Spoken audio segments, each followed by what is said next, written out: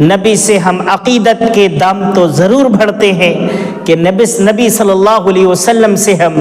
محبت کرنے والے ہیں، نبی کے ہم دیوانے ہیں، لیکن جب کوئی معاملات کی باتیں آتی ہے، لین دین کی باتیں آتی ہے، کسی کی امانت رکھنے کی باتیں آتی ہے تو فوراً ہم اس میں چوک جاتے ہیں۔ پھر وہ امانت داری، پھر نبی کریم صلی اللہ علیہ وسلم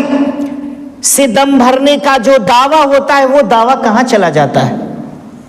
بظاہراً یہ باتیں ہم تو جانتے ہیں، علماء سے سنتے ہیں،